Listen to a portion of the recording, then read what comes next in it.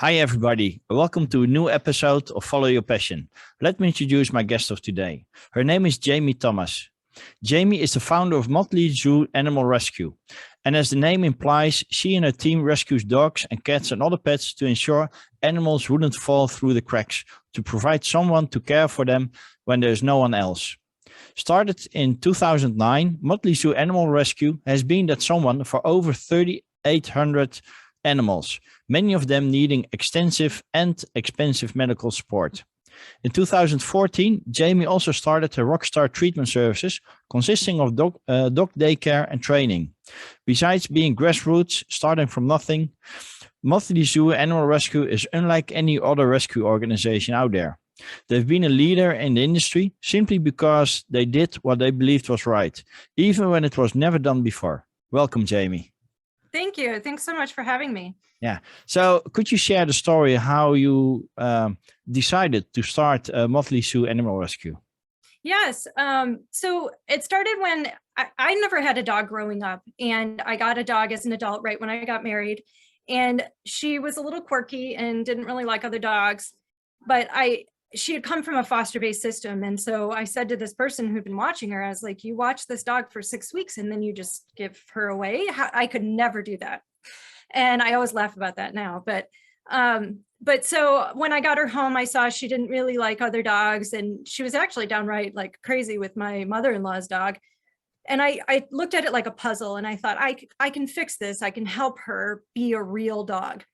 And I got this email that said, these dogs will die if you don't help. And I took it very literally.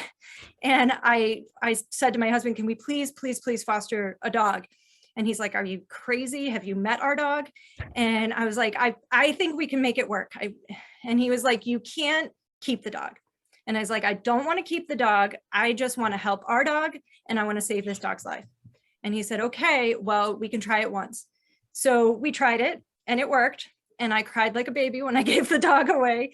And after doing that a few times, our dog actually did learn how to play. She became more social. And we worked with a few groups over the years, but then we started to feel that there were some things that could be changed, some things that could be improved on to help both animals and the people who are helping these animals. And we met some people who also felt that way too. And so we decided that we would start our own organization, and where we could make the policies that we believed were the best for people and animals. Nice. And how did you come up with the name Motley Zoo? Is there a special reason for it? Yeah, it kind of has a bunch of meanings, but when I was working with those other organizations, somebody would ask me, well, if you had a rescue, what would you call it? And then the name Motley Zoo just kept coming to mind. Like, I always thought a motley crew is kind of a weird term, and it always kind of fascinated me. And then just putting zoo on the end of it, because it would be a bunch of different animals. But motley being, it's a colorful group of people from all different places and walks of life, ethnicities, backgrounds, rescuing a variety of animals of the same, variations. And of course, I love my rock and roll, and motley crew. So it really just kind of all worked. And when we were, voting on the name, of course, I hoped everyone would vote for that. But, other people came up with different names, and I came up with some other names. But thankfully, Motley Zoo won out. And that was the first really cool thing about establishing a unique identity and our branding and all that. Nice. And as I understand it correctly, Motley Zoo Animal Rescue, it's not like a shelter for dogs or an asylum, but it's truly a foster program, right? Yes. So we do have the facility where we do dog daycare and training, but when we leave at night, no one stays here. So all the animals that we take care of are living with people, living in their homes, like one of their own pets. So we can be infinitely as big as we need, or, we don't have to have too many fosters. So people can come and go as fosters, or, take a break. So yeah, it's spreading out the work to individual volunteer families so that we never run out of space, and the dogs and animals don't run out of time. Nice. And do you also train the foster parents how to take care of a dog or a cat or whatever animal they're fostering? Yes, we do have an orientation, which kind of helps people kind of get the idea of what fostering's like. You know, it's not just playing with animals. There are responsibilities. You have to get them to vet appointments.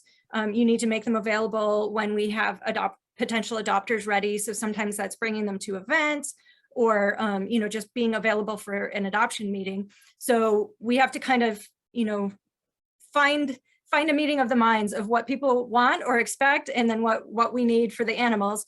And then we do offer training classes for our dog families. And the cat team has four volunteers that work really hard to coordinate and take care of you know, the fosters and cats. So we do a lot of, I guess I call it hand holding, where we really, you know, make sure that people know what they're doing and that the animal's doing well, and people report to us and send us pictures and stories. And so this communication continues to happen even if we haven't seen the animal for weeks. Nice. So would you say that Motley Zoo Animal Rescue it's not only about rescuing the animals, but it's also that you're building like a community of foster parents, volunteers, and everybody is delivering their added value and services to take care of the animals? Yes, I feel like we're building a society that treats animals as sentient beings, that they are not property, they are family members. And through, you know, by having these animals in people's homes and by teaching them, you know, proper care and how to work with, you know, behavior problems or things like that, we're building a more tolerant and compassionate animal community. And, you know, getting more of the community involved, you know, because we have that opportunity to kind of let people live their lives, but participate. It's not like you have to make a time once a week that you have to come, and, you know, so fostering can be great because it really works with your schedule. Nice. And how big is the team right now? Because over 3,800 animals, that's a lot to. Yeah, I feel like it's hard to say because it kind of fluctuates. But for example, I was asked, you know, how many animals did we have last year at this time and how many do we have now? And we have twice as many dogs and cats now as we did before. So I feel like we tend to hover around 150 or more fosters. But, you know, some people adopt their animals and then maybe they don't foster again, but other people continue to foster. Sometimes people take a break. Sometimes they come back. Sometimes they get a new job and they can't do it again. So I feel like the influx is kind of this hovers around 150 to 200. And then we have equally that many animals, really. Yeah, and just for the audience, that the difference between adopting and fostering is if a foster parents gets an animal, you stay, you still have the ownership as an organization, and when people decide to adopt the animal, they become the new owners of the animal. Is that correct? Correct. Yes. So the foster families are watching them temporarily. They are allowed to adopt their animals. So unless or until they decide to choose otherwise, it's temporary. And then once it's adopted, then yes, that family is committing to taking on the responsibilities of that animal, any continued ongoing vet costs and all that. But when the animals are in our care and foster care, we take care of everything. Nice. Yeah. And how long would an animal be in this foster program? So it does vary. Things like the season, the color of the animal, the breed, the size. It's very interesting how it can vary. But we usually say 4 to 6 weeks because it takes us a couple weeks to get to know them. So we really don't want to take in an animal today and then adopt it tomorrow. We'd rather do a foster to adopt, get all their things together and make sure the animal's healthy and no surprises. So we do take our time initially, and then sometimes it's much longer. If an animal has a particular challenge, maybe a health condition, something like even temporary, we're trying to get them healthy from an upper respiratory infection or something like that, they could stay with us much longer. So I think the longest that we've had an animal is like 3 years. And that's a long time. Most fosters will not do it for 3 years. That's when the animals end up with one of the board members, and we're prepared to, you know, continue working with them. But they do have a home with us unless and until they find an adoptive home. So Nice. yeah, most animals find a home within a few months. So would you say that the whole fostering program is focused on getting the animals ready for adoption and give them so like socializing them, you know, if they have health issues, to get them back on track again so that they are able to be adopted? Yes, I kind of liken it to test driving the animal and performing some, you know, tune-ups. So we get to kind of see what they're like in a household environment so that we can prepare an adopter and choose the right adopter for the animal. And then, yes, make sure everything's running well under the hood, that they're healthy, all that kind of stuff. So the foster family kind of is the get to know you and work out the kinks. And then the adoptive family has that much less effort to put in, and it's more likely that the animal can stay in their home and they won't run into the same challenges. Yeah. So fostering can be a little challenging because you do have to overcome some obstacles and understand that you are trying to correct anything that might make the animal unadoptable or less adoptable. So yeah, the whole goal is to make them the most adoptable they can be and to find the right family. Yeah, and I know by experience that it's very it can be very complex to find the right parents for them, right? I know when we got our boys, and for the people that are watching the video, you can see the picture of my 2 boys in the background. We decided also to get a dog, and it was a dog that came from Romania, and I'm from the Netherlands. So and it was like a mix of the herder breed, right? A shepherd breed, and it was a lovely animal. It was a male, and we were all very fond of the dog. The only issue was that our boys were about, I think, were 4, 5, 6 years old, something like that. They were going to primary school, but the dog had this thing in its mind that it had to protect us. Yeah. And it would attack strangers without any warning. Oh no. Yeah. So that was hard, you know. We couldn't have friends playing at our home, or we had to put him in the bench, and he could just, out of nothing, he could attack somebody. So with tears in our eyes, we had to return him to the organization. And at that time, we decided to get a puppy. You know, at least we know more about the background of the puppy. Sure. So I know by experience it can be very hard. You know, there were actually the dog was stationed, so to speak, with a family that already had dogs. And then it was just it knew its place within the dogs, right? So it didn't have any. There were some alpha males, so he just behaved, and they never noticed that behavior against strangers. Yeah. So sometimes dogs, either they can't live by themselves because they're so used to living with dogs, and they are a follower, not a leader. And we find that a lot. So if you look at some of our dogs that are up for adoption, it says, you know, needs another dog in the home. And so you take them out of that environment, and they really kind of just feel out of their element. So he thought he needed to be alpha, but he also wasn't confident and had no business being that dog. And so he was stressed out, and that's why that was happening. And, you know, being of a herding breed, that's, you know, they kind of do that. So there are a lot of things about that, you know, maybe they could have tried him in a different home, or, you know, they could have exposed him to children. But yeah, if they didn't take him out in the world by himself, it can be hard to know. So we try to change their environment sometimes, especially if they're staying with us for a long time. We might move them to a new home to see if there's a change in their behavior, and if we need to do anything about it. Exactly. And it shows how important it is, right? To do such things. So Yep. you mentioned that you have become a leader in the industry simply because you did things you believed were right, even when it was never done before.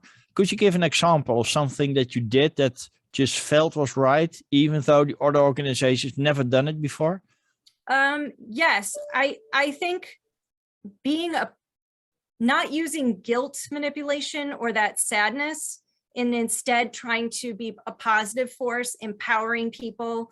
And honestly, like the way we say, like, be a rock star for the animals. Everyone wants to be cool. Like, whether you're 15 or 50 or whatever, people want to feel cool. They want to feel like they're doing something important. And doing the rock and roll theme really has appealed to so many different people. So, a lot of rescue can be older women, but our audience is everybody because it includes everybody. We somehow can include everybody by making them feel important, making them feel like they can make a difference instead of making them feel hopeless or overwhelmed. And a lot of times I think organizations tend to, kind of play on people's guilt, and they're like, oh, this animal's dying, it's so sad. And like, yeah, that is true. And we have those cases sometimes, and sometimes we have to talk about a case like that. But rather we focus on engaging people and trying to show them what they can do, not just speak at them. So just kind of our approach and that whole theme, people were like, what is this group doing? Like, they're young, crazy, they don't know what they're doing. They're like, they thought we were going to crash and burn. And, it turned out like that's what people wanted. And of all the things that we've done, even starting the dog daycare and training center, no one had ever thought of that before. And even now, when I talk to people across the country in different organizations, they're like, you do what? Like, that's such a good idea. And I'm like, yeah, it doesn't seem that original to me, but it was.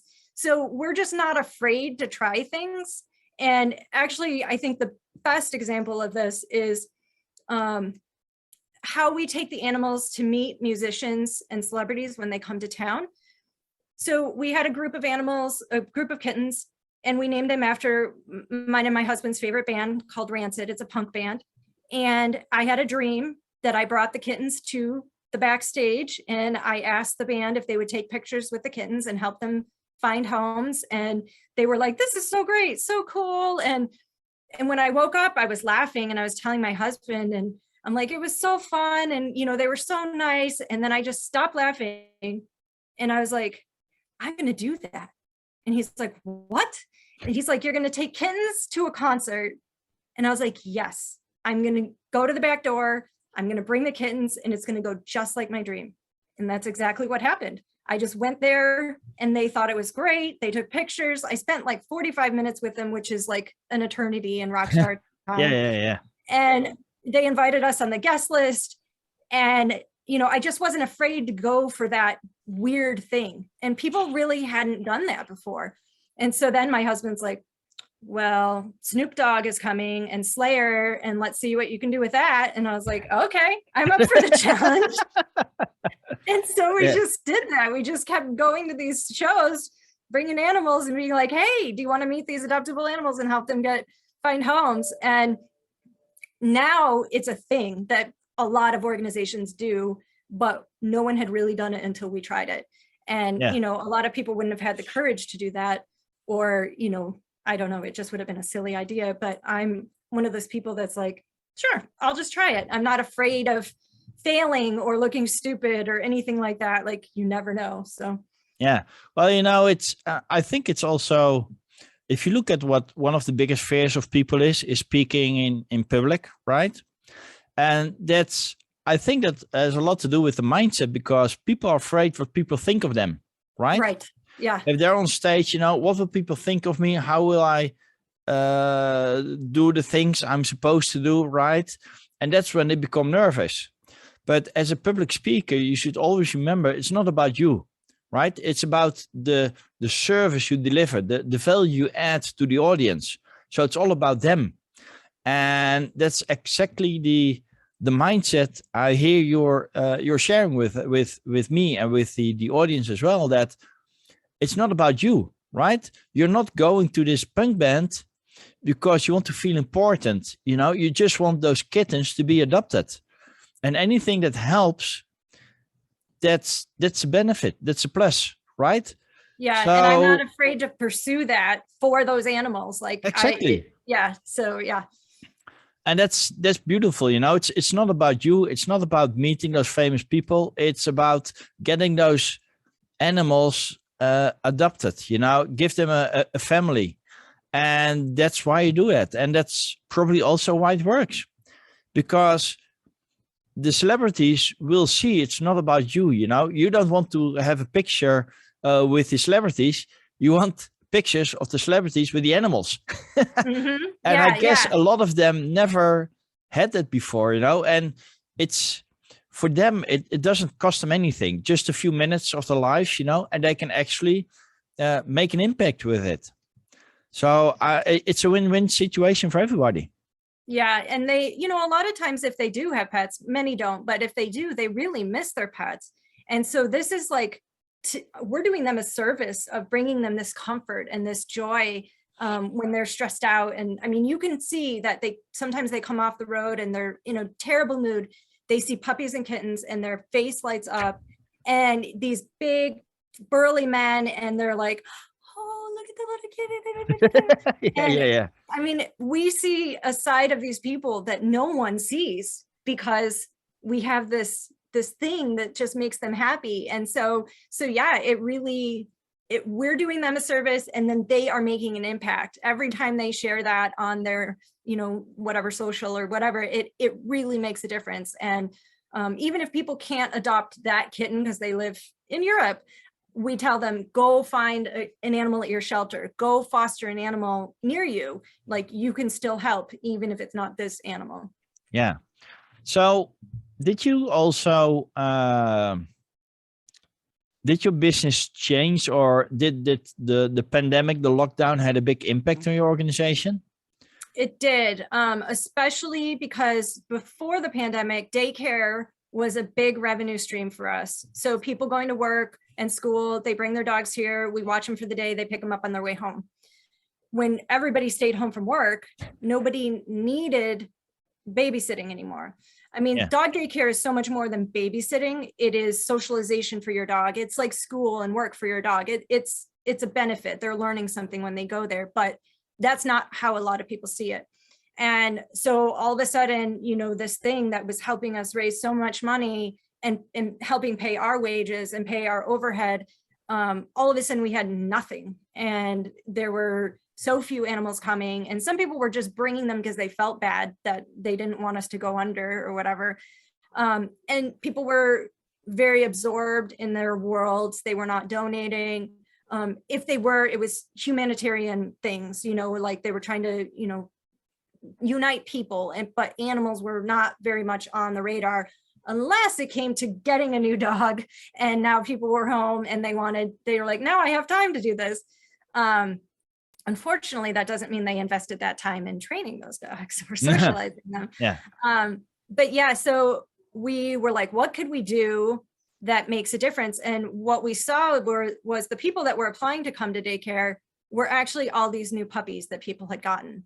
And we were like, these dogs need training. They can't even do daycare yet because they can't behave properly. They need to learn how to behave as a dog. And we were like, let's start a training program. So we started you know, offering these services where, you know, we work with your dog for over an hour, and they get managed play groups where we're trying to really teach them how to play well and focus on them in a small group rather than, you know, a room full of 15 dogs or something. So changing to the training made a big difference. We started getting more business, whereas other daycares were still not succeeding. Meanwhile, we're adopting out animals like crazy, and we actually didn't have enough dogs for people, if you can believe that. I mean, I never thought that would be a thing. I used to say, don't worry, there'll never be a shortage of homeless animals in need. Well, I had to eat my words during COVID because we couldn't get enough animals. Now, unfortunately, kind of the situation has swung back, and now a lot of people are giving up their animals, which has been very difficult. But yeah, that we had to pivot, and we know how to just adapt and try things, and, you know, come up with a new program and new policies and new strategy. You know, on a dime, we just adapt, and everyone's ready for that. That's our culture. Our culture is, we can be better tomorrow than we were today. And so, you know, it's not just sit back and like, well, if it's not fixed, or not broken, don't fix it. You know, no, we're always trying to improve. And so that makes us really agile and ready to keep up with the current demand, or whatever. Nice. Help keep us afloat. Mm-hmm. Yeah, and it's also shows your entrepreneurial mindset. That a lot of, I remember when the lockdown just started, there were a lot of I would almost say so-called entrepreneurs that were didn't get any business, you know, and they were just hoping that the old times would return again, while the other ones, they just accepted the situation as is and started thinking creatively how they could pivot the business, you know, to make another income, or find other ways to survive and succeed. And that's actually what you did as well. You know, you didn't wait and cried and did nothing, right? You Nope. just thought, you know, how can we make this still work? You know, what is the current situation? What do we notice, and how can we use that in our advantage? That at least we can still deliver the service we owe to the dogs and the other animals, of course. Yeah, it's I'm so business minded, but I also have that compassion and patience, and that you need to run a charity too. You know, it's not just money, because we will never put a dollar before a dog. So it's never just about the profit. It's about making the balance work. And if we're losing sight of our mission somehow in an effort to earn money, then we're doing it wrong. So we're constantly checking what we're doing and how we're balancing it, and making sure that the animals always come first and everything else is to benefit them, and not at, you know, the cost of caring for them or dealing with the people that we work with. So nice. And those are some great values as well. And I can believe that they're not only your values, you know, but everybody working within the Motley Zoo Animal Rescue is aligned with those values, and that's why it's a success. yes, we have created a culture. I'm humbled often by the people that I work with and that are helping, you know, make this mission possible, because they, you know, exceed expectations. They don't just do the bare minimum, and we just had this, you know, teamwork too, and everyone's in it for the benefit of all. No one's in it for themselves, and if they are, they don't last very long around here, because it's very obvious, you know, they don't fit in. Yeah. So the people that last are the people who are super committed to the animals, and they're super committed to the organization because they feel empowered, they feel they're making an impact, and they have friends, and they love what they're doing. So yeah, the culture, I've been told that the culture is exceptional. And I really appreciate that, because we of course strive to be that way. So Nice. So I can imagine that the majority of the animals that you rescue are dogs and cats. Are there any exotic pets that you've rescued as well? yes. So one time we helped a cow, and we had a baby pig once, and that was crazy. That was like having a real human baby. I mean, it was so much work. Yeah. And we never had to adopt out an animal that we were worried someone might want to eat it. And so that was kind of scary. And we found out, unfortunately, pig people aren't very friendly. So they thought we didn't know what we were doing, and they didn't want us to have the pig. I don't know, but we did a great job, and the family still tells us about the pig. And we've had reptiles, birds, ferrets, guinea pigs, bunnies. But yeah, dogs and cats are by far the most. In my personal time, because we don't have a license to do wildlife, I work with squirrels with a different organization, a wildlife organization, but that's my personal, you know, thing. I would like to be able to work with wildlife at some point. but yeah, and my partner Patty in the organization, she really wants to rescue wolves and wolf dogs. And so perhaps someday that will be something that we do too. But Yeah. it's kind of like things just happen as they need to. And, you know, we don't jump ahead and try and take on something that we don't think we can really manage. And if there's a better organization that's more skilled or has, you know, better resources for it, then we by all means will refer them to the experts in that department. So, you know, we don't rescue horses right now because we don't have anywhere to put them, and, you know, we don't have a horse expert. So, you know, but there is a horse rescue here. And so we are like, great, go talk to these people. They're total experts, and they'll put you in, you know, send you in the right direction. So, perfect. Yeah. So knowing your expertise is also very important to maintain the success you're currently having. Yeah. Yes. And not to be overly excited or enamored, you know, by the idea of having an animal. Like, there's a huge responsibility, and, you know, we're not going to fail. So sure, it was a risk in some way to take the pig, but you got to start somewhere. And, you know, we were very cautious about what we did. We were very cautious about who we placed the pig with, and, you know, she's still doing great. So, nice. Yeah, you have to learn somewhere, but you also have to be smart about it and not take on more than you can chew. Yeah, definitely. So do you still have a dog in your private life? Yes, I actually have 3 dogs and 2 cats. So my house is usually pretty full. Yeah, at one point I had 5 dogs and 2 cats. But 2 of my little dogs have passed away. And so I have a very old Chihuahua. He's 15. Oh, wow. And he's still doing really great. I don't know. He doesn't look 15 at all.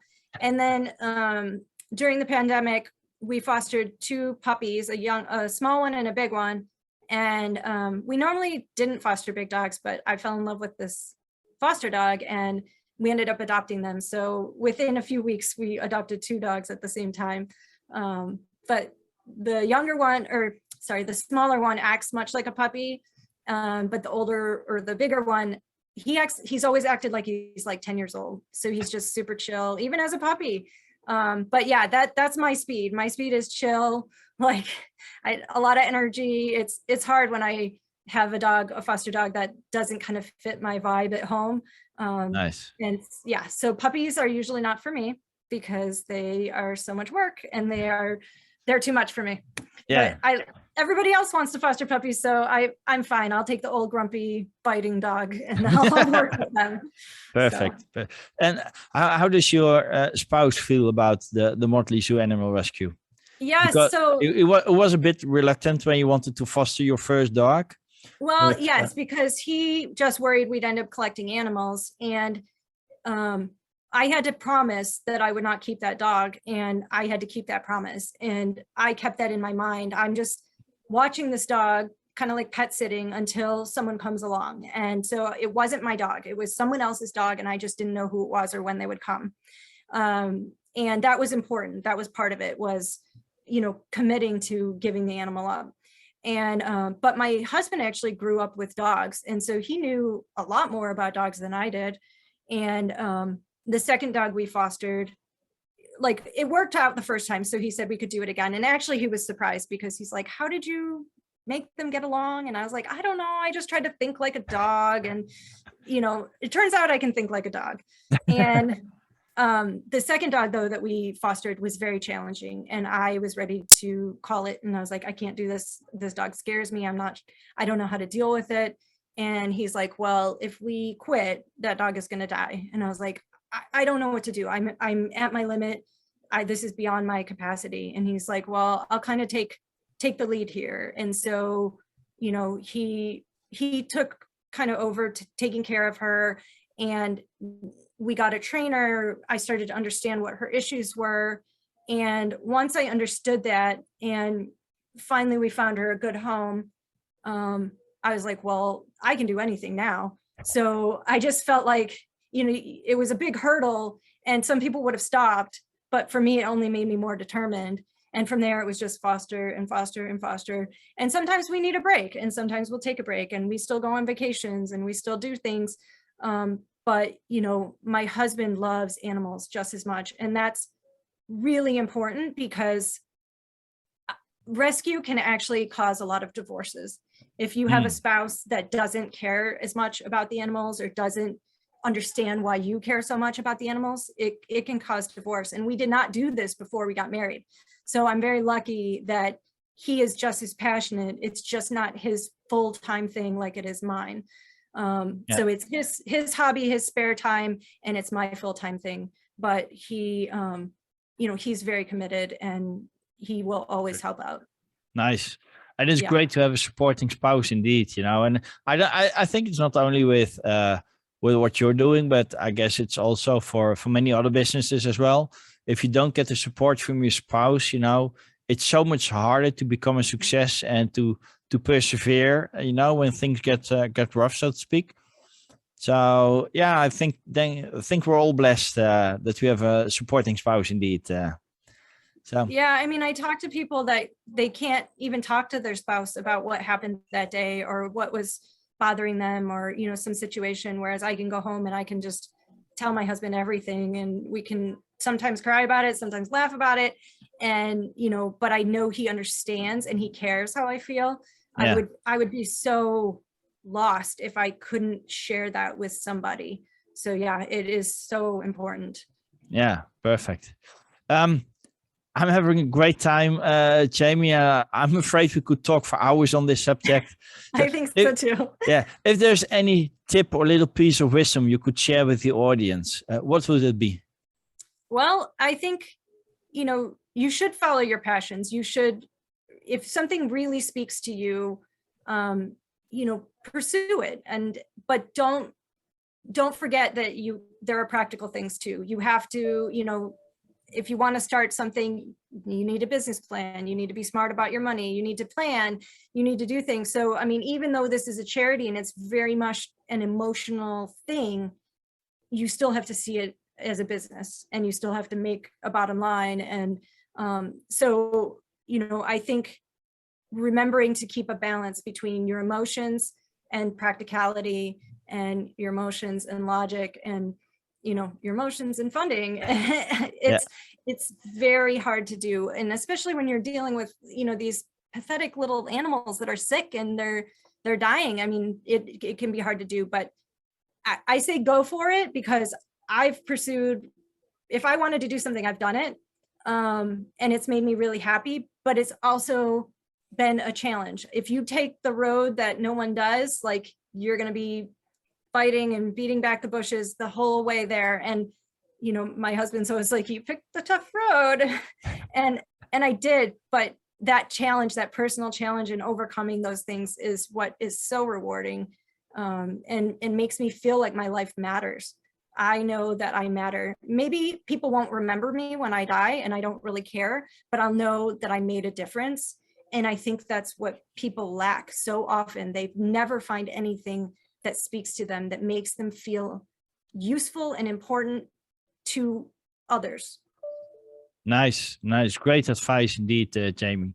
So if people want to know more about you or get in touch with you, or maybe even thinking about adopting or fostering an animal, how can you do that? Where can they find you? So our website is motleyzoo.org. And so that's MOTLEY zoo.org. And there's a lot of information there, not only about our organization in particular, but about the difference between a foster-based rescue and a shelter. So if you're looking to adopt, how they can serve you differently and how they serve the animals differently, what to expect when you're fostering, how the process may work. There's a lot of information. And then we have a blog that, tackles some of the tips and tricks and things that I've learned along the way. And kind of putting to rest a lot of myths and, ideas that people think are true. And I'm like, nope. So trying to help educate people a little bit about the realities of adopting and fostering and what it's like from our perspective too, not just people who want pets. Nice. Jme, I want to thank you for this very open and informal interview. Actually, it wasn't really an interview. It was more like having a great conversation with a friend that that it feels like I've known for years. So thank you for your great conversation. Let's stay in touch, and thanks again for doing a great job out there. Thank you. I so appreciate your podcast, and I think it's really great, and I know it inspires a lot of people. So I'm happy to be a part of it. Thanks for inviting me.